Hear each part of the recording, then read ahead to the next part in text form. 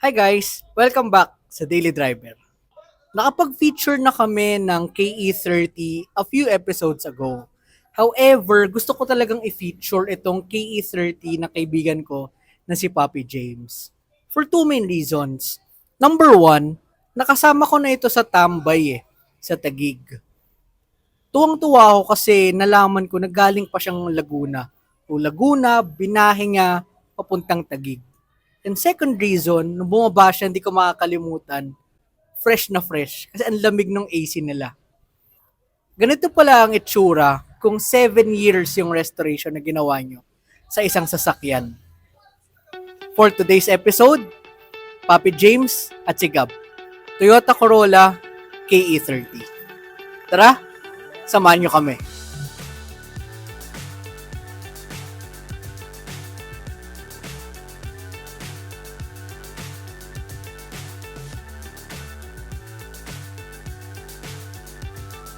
Good morning. Ako si James nga pala. Owner ng 1979 K30 Corolla Sedan.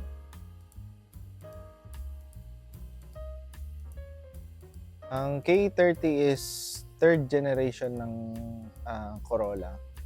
Nagsimula siya, if I'm not mistaken, 1968, 1969. Not quite sure sa mga gurus, pero yun yung tinatawag yatang Toyopet, if I'm not mistaken. So, after nun, yung K20, K25 Mango. And then after that is yung E30. Maraming version Actually, Japan, US, tas Australia market. And yung E30, kapag ka K30 is K-engine. And then meron ding TE30, which is yung T-engine. And maraming variation pa meron. TE51, T36, 37, iba't iba. Then, after that, maraming naging gamit si E30 dito. Police car. Ginagamit rin siyang, alam ko ginamit siya short time taxi. Tapos, yun nga, natalo na siya ng Gemini. Yun. Then, luckily, naging second owner kami nung K30 na meron ako. Yung first owner nung K30 is Doktor sa Cebu. Kaya yung plate number niya is G plate. So, way back, nilabas 1981 yung model ng sa amin. Ang naging first owner is yung doktor na lumipat ng Pasig. So, eventually, pinadala niya dito sa Maynila yung sasakyan. Siguro, nabangga ng doktor yung sasakyan, di na niya ginamit. Binenta kay Tito. Sila ni Daddy ang kumuha noon. And then after that, yun, naging first car na namin siya. And up until now, ginagamit pa rin namin. Pero ako na yung nag-maintain, ako na yung nagbuo. Kasi since daily driver siya dati, 25 years ago, from San Pablo, Laguna, dala ni Daddy sa Cebu Pacific, sa Sukat, Parañaque. As in daily driver. Tapos, nung time na anak na si kuya, anak ako, ginagamit namin siya from San Pablo to Alabang, pansimba, pan-church. Pero ewan ko, at heart, luma talaga yata yung puso ko Even sa mga songs, luma yung gusto ko. Pero nung way back, pinamana niya kay kuya. Medyo nalungkot ako noon. Kasi sabi ko, ako dapat magmamana, ako yung may gusto ng sasakyan. So, nung ginagamit ni kuya, lagi siyang itinitirik. Tapos, after siyang itirik, re-rescue ni Daddy. Kasi nagsawa siya. Pinturado na to that time. Tapos, nung magsawa siya, sabi ko, doon ako nakakita ng chance para mapasakin yung sasakyan. Sabi ko, Daddy, bibiling ko yung sasakyan kay kuya. Tapos, since tayo naman na nagbuo noon, na mas kukumpletuhin ko pa siya, sabi ko. Kaya simula nun, dun na nagsimula yung project K30. Hanggang sa ngayon, nasa akin pa rin siya. And may anak na ako, ipapamana ko na rin sa maging anak ko.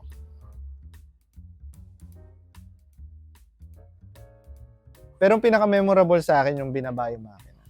Kasi doon ko nakita kung gaano ka nostalgic, gaano ka iconic nung pinande-daily siya ni Daddy. Kasi doon mo makikitang naalagaan yung makina. Kasi isipin mo, nung binaba namin yung makina, hindi pa nagagalaw, hindi pa nabubuksan ever. Pero napapalitan na ni daddy ng piston ring, dukot lang. Hindi siya yung general overhaul. So kumbaga parang dinukot lang siya sa ilalim, inasinta lang ulit. Kaya siya naging memorable kasi wala akong idea kung magkano. Wala akong idea kung anong gagawin. Wala akong idea kung paano sisimulan. At kung saan ako kukuha ng budget. Nung mababa namin yung makina, sabi ko, paano ba ito sisimulan? Kasi nagsimula na yung sakit sa ulo. Eventually, nabuo rin si makina. Kami nagsampa, kami nag-assemble ng mekaniko ko. Pero sabi ko, gawin ko ng tama. Pinaretouch ko si engine bay. After ko maparetouch si engine bay, kinulayan ko yung makina ng gusto kong kulay, which is from mga Toyota Nation members. Doon mo makikita yung mga inspirational builds eh. Kaya sobrang memorable siya kasi simula nung binaba yung makina, doon lumaki yung network ko sa old school. Kasi way back, wala naman akong pakialam sa grupo eh. Basta akin to sasakyan to, mahal ko tong sasakyan to, kay daddy pa to eh. Parang ganon. Then eventually, yun. Mas lalo kong napamahal yung binuo na nga namin.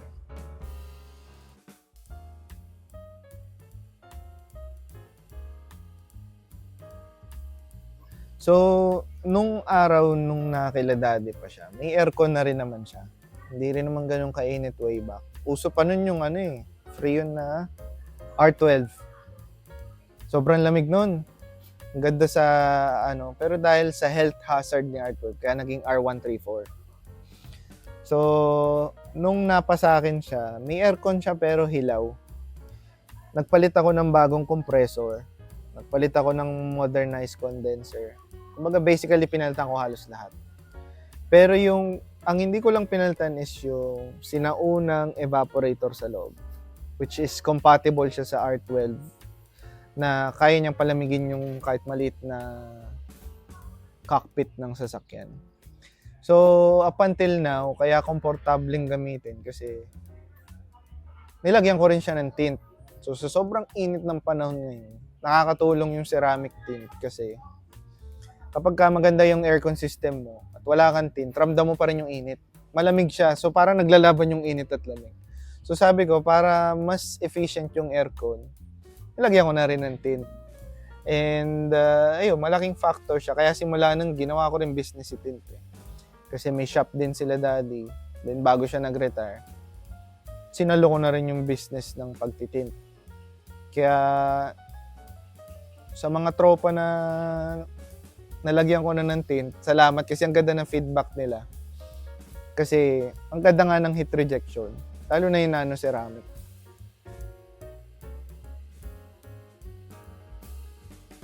Well, actually, binabawasan ko na siyang daily kasi gusto ko i-preserve. Pero ginagamit ko pa rin siya for the fact na binild ko siya para ma-enjoy ko siya. And iba kasi yung joy ng nagda-drive ka ng 70s, 80s car. Kasi sobrang compact ng lahat, sobrang simple ng lahat eh. Though manual manual windows, manual transmission, napaka-nostalgic niya, para kang time capsule ba? Parang bumalik ka sa 70s. And since yung mga hilig ko luma din, mahilig ako sa history ng mundo, history ng piece of history yung dinadrive ko. So, when I feel like it, ginagamit ko siya. Pero, at the same time, pine-preserve ko na rin siya para sa anak ko, which is ipapamana ko siya eventually. And then, marirecommend ko, kadalasan kasi na nagbubuo is 2-door. Kadalasan na nagbi-build 2-door, which is ang hirap i-share. Parang kayo lang ng misis mo, or siguro mga maliliit na anak, ang pwede mo isakay. Pero kung bakit K30 ang pwede kong i-share, or even other 4-door old school, like box type, kasi pwede mo siyang i-share sa family, sa friends. Pwede mo isakay sa likod. Maramdaman nila or may share mo yung piece of history na meron ka. Siguro kailangan marami kang pasensya kasi took me 7 years para ma-build yung sasakyan. And up until now, may mga pinapalitan pa rin akong pyesa, meron pa rin akong kasi gusto ko nga ma-maintain siya as preserve. So kahit ginagamit ko siya araw-araw, Kahit ginagamit ko siya from time to time. Minsan 2 or 3 times a week ginagamit ko siya. Gusto ko nga pala magpasalamat sa mga tropa ko. Siyempre, sila yung parang nagpapa-maintain sa akin sa pag-maintain ng lumang sasakyan. Kumbaga, kung wala naman akong tropa, wala lang, andyan lang siya, ginagamit ko lang siya. Pero, kaya mas na-inspire akong mag-build or mas na-inspire akong i-maintain yung sasakyan is dahil din sa mga tropang nakakasama ko sa loob. And, lalo na Retro Rides Out kasi ang laki ng factor kung ano ako ngayon sa Retro Rides Out. Ayun, EasyWorks Garage, kudos din. Kasi kagrupo natin yan sa Retro Rides Out. And ayoko mang i-promote pero siguro para sa mga magluluma dyan na nawawalan ng pag-asa kasi yung mga taillights nyo, mga ilaw nyo, nawawalan buhay na. Ayun, nagre-restore tayo ng ilaw na di man siya mukhang brand new pero napagmumukha mo siyang presentable. And at the same time, sa mga gustong magkaroon ng tint na mga lumang sasakyan, nano-ceramic tint, meron din tayo. Nagki-cater din tayo. So, ayun, message nyo lang ako kung gusto nyo magpa-tint, mag-inquire and all. Family ko, number 1 ng family ko. Sila yung, lalo na si daddy kasi sa kanya yung sasakyan. Sa kanya nagmula yung passion, sa kanya nagmula lahat. Siya nagturo sa akin na mag-maintain ng sasakyan. Ultimo paliguan, every after magamit mo ng umuulan. Siya yung nagturo sa akin na hugasan mo yung pang-ilalim. Kahit yung ilalim lang, yung labas ayos lang yan, matutuyo mo yan. Yung pang-ilalim para hindi siya mag-cause ng kalawang. Kaya kay daddy ko natuturo. Tapos sa misis ko, syempre, na walang sawang sumusuporta sa kabaliwan ko sa sasakyan. Yan. Wala, parang buhay ko na rin ang sasakyan. So, yun lang.